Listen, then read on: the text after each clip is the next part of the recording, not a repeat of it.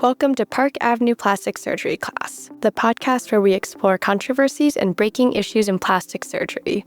I'm your co-host, Summer Hardy, a clinical assistant at Bass Plastic Surgery in New York City. I'm excited to be here with Dr. Lawrence Bass, Park Avenue plastic surgeon, educator, and technology innovator. The title of today's episode is Bare No Hair. On a previous episode, we've talked about growing thinning hair and hair transplantation. Today, we're going to talk about removing unwanted hair. What should I know to start with, Dr. Bass? Well, the first thing to understand is the biology of hair. Because, we think of hair being on our heads, but we know hairs fall out. Then there's something going on there. So hairs go through a growth cycle, and there are different stages of that growth cycle. So there's a growth phase called anagen when the hair follicle wakes up, starts to become active, and starts to produce a hair shaft. Then there's catagen when the hair is present there.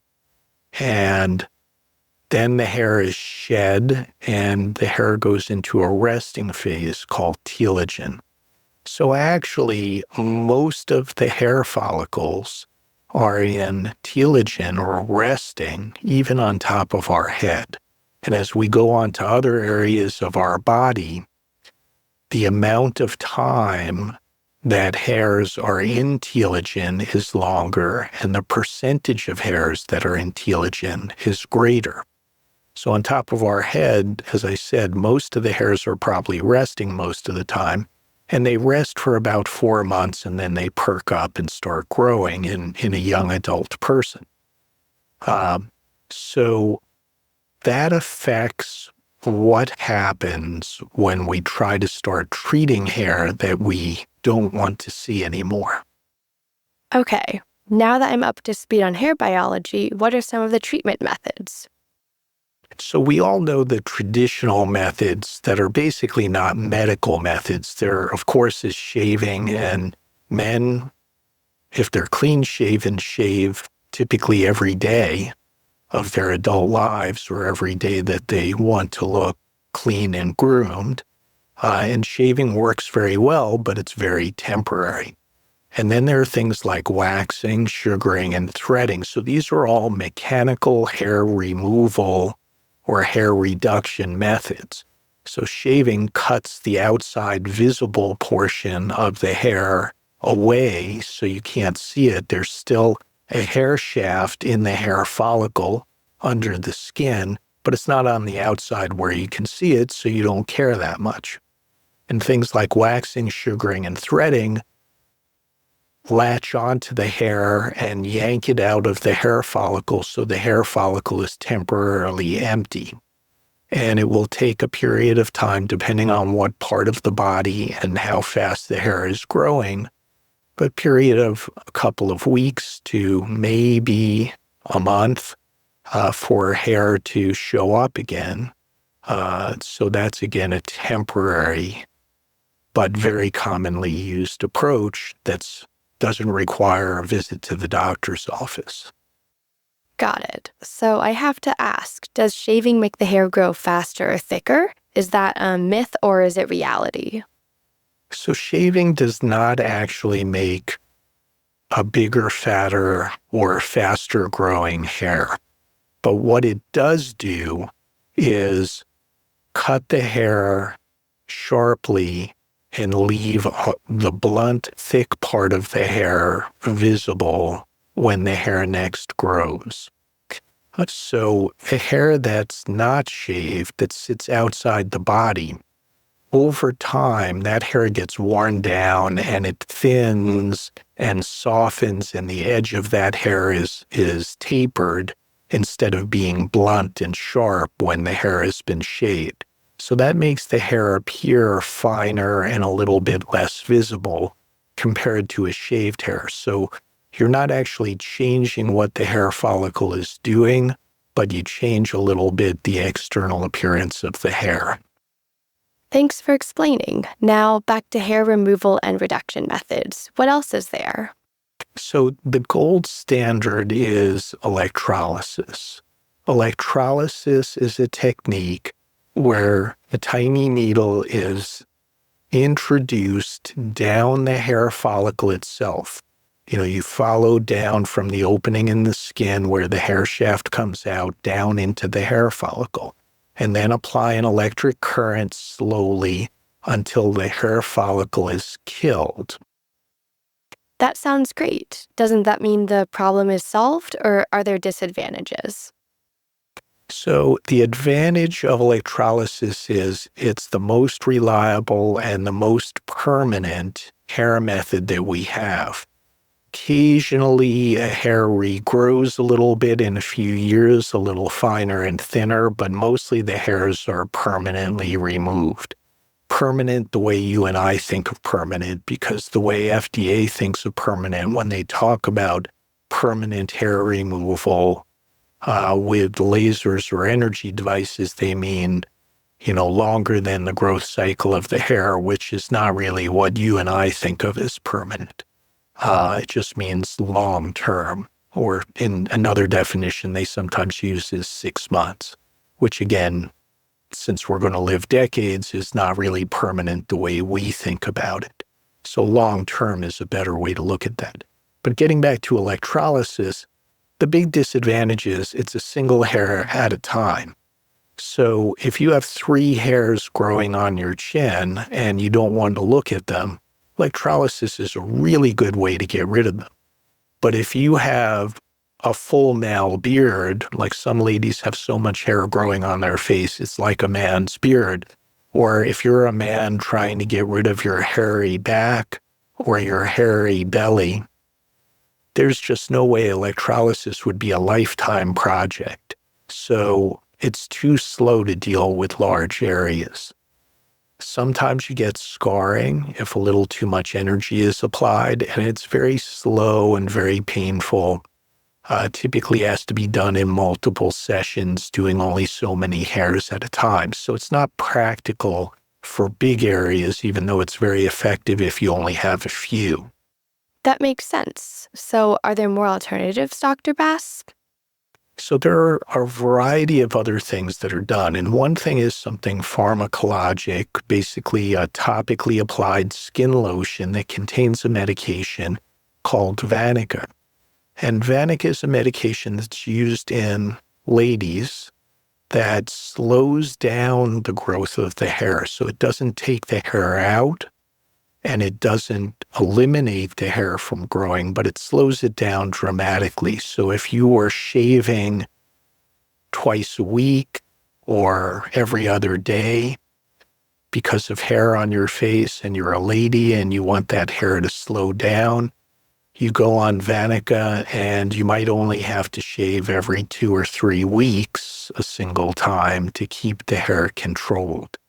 So that is the right fit for some people, for some areas on their body, principally the face. The other big thing that's used nowadays, since the 1990s, are lasers and other light sources that can be used to zap the hairs and create hair reduction that way. Lasers sound very cool, but will they work? I know there've got to be advantages and disadvantages, so lay it out for me. So you're exactly right. Any technology is going to have advantages and disadvantages. Really important to understand what they are so you know if it's a good fit for you or not. So the first thing to understand when we turn to the light-based devices is to understand a little bit about how they work.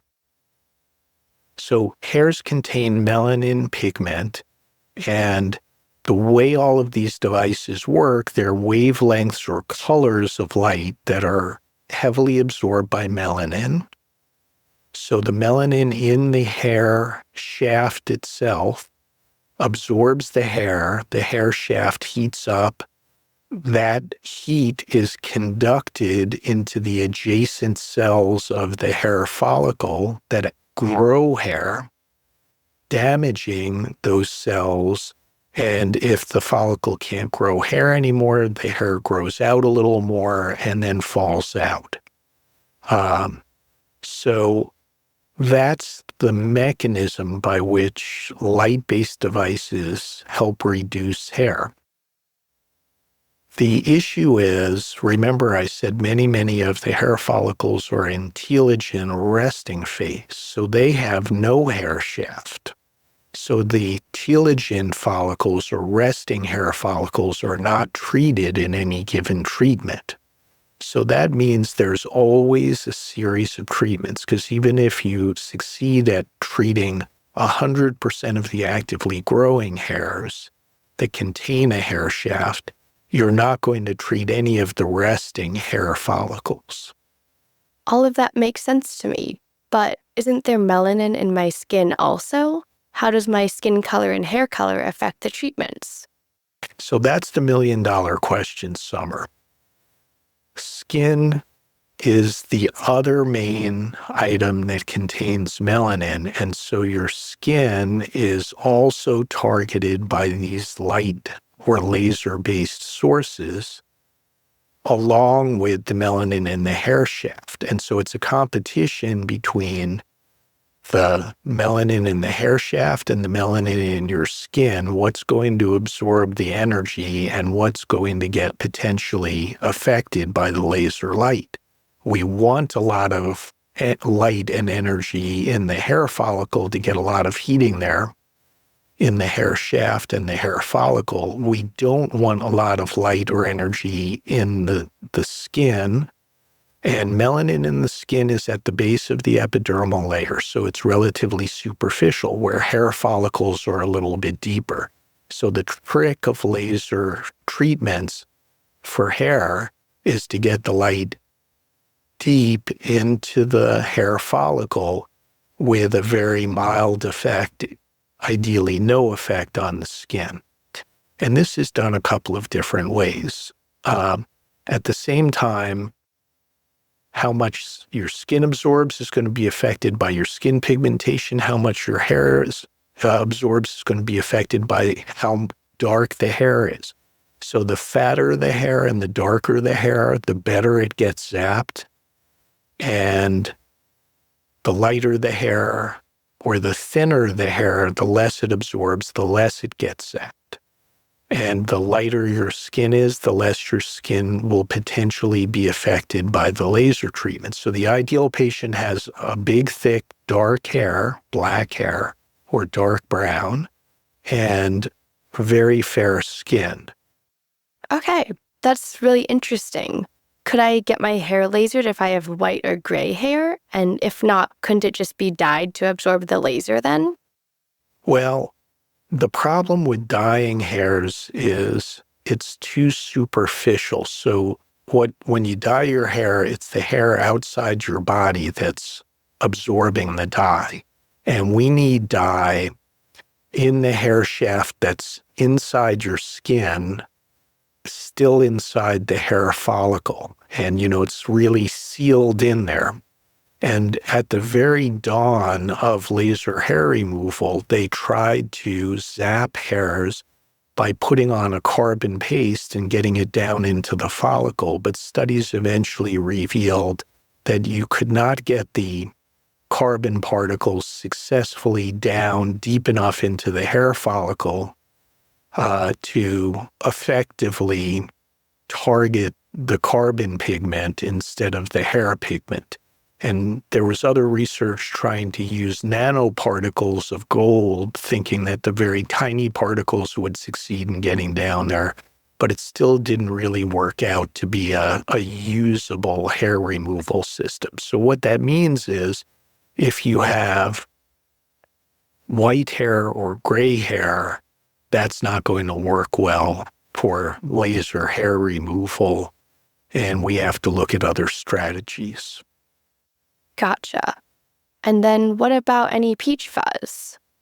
So that's another important question, because a lot of people have little fuzzy hairs on their upper lip or in front of their ears and their sideburn area. And those hairs are so fine and they're often very light that they don't get enough melanin absorption to be treated by light-based devices. So those are hairs you're going to have to chase with waxing or threading or sugaring, or you go on the medication Vaniqa that I described before and try to slow down the growth of those hairs. Okay, so let's turn to more practical considerations. What areas are people treating?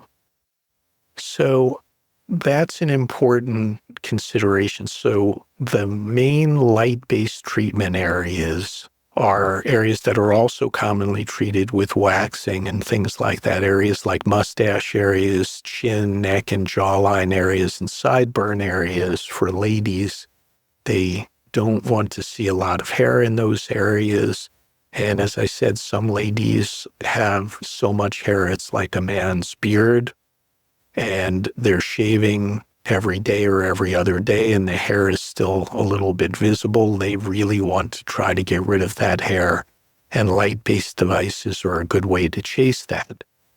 There are a lot of body areas, the tummy area, the bikini area. Instead of waxing, you can treat that area recurrently with laser treatments and get the hair gone from those areas. And armpit areas are also very common to either eliminate the hair so you don't have to shave, or just reduce it tremendously so that shaving becomes a very infrequent event. And another common area are arms and legs. So ladies love to treat legs so they don't have to shave their legs. If they choose to be bare and hairless, they can get the laser, get the hair off, and not have to go through the recurrent process of shaving the legs. That makes sense. Is this mostly for women? Well, it's really for everyone, and men also chase a lot of areas. So men that are very hairy in body areas that have a hairy back or chest or abdomen, which they or the person they're with does not find attractive, may look to reduce the amount of hair or sometimes eliminate hair in those areas. If they have hairy ears, which some men have, particularly as they age, this can be another application area, although not all laser devices have a delivery system or applicator that can target a small and curvy area like that. They tend to do better on big, flat, open areas. And then there are, other small niche areas like hairy knuckles and hairy toes that often men and women find unattractive, and they chase with lasers. Okay, Dr. Bass, thanks for explaining. So time to share your takeaways with our listeners.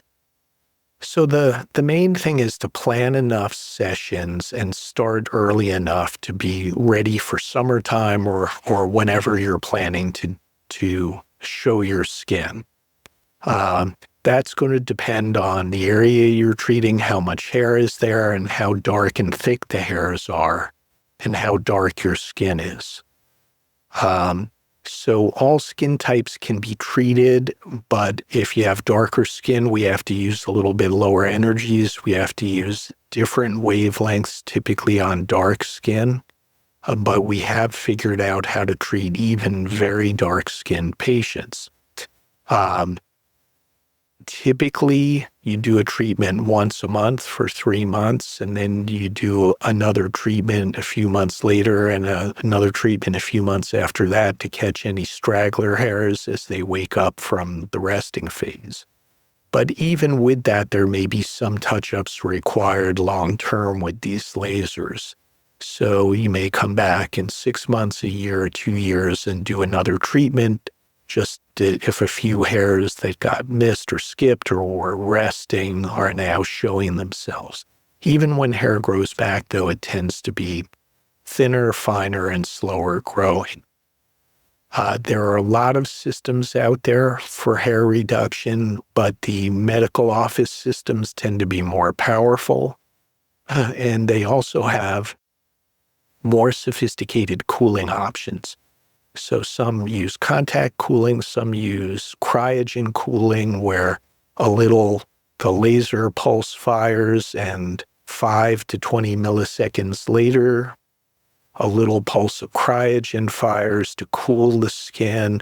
or you can pre-cool the skin with a little cryogen. You have a lot of control over timing the cooling compared to the laser, so the skin is not damaged, but the hair can be targeted effectively. So for any area with a lot of hair, this is probably a good candidate area for treatment with laser and light-based devices. Thank you, Dr. Bass, for sharing the ins and outs of hair removal technologies. Definitely good to have these technologies available if you want to go bare. Thank you for listening to the Park Avenue Plastic Surgery Class podcast. Follow us on Apple Podcasts, write a review, and share the show with your friends. Be sure to join us next time to avoid missing all the great content that is coming your way. If you want to contact us with comments or questions, we'd love to hear from you. Send us an email at podcast@drbass.net or DM us on Instagram at drbassnyc.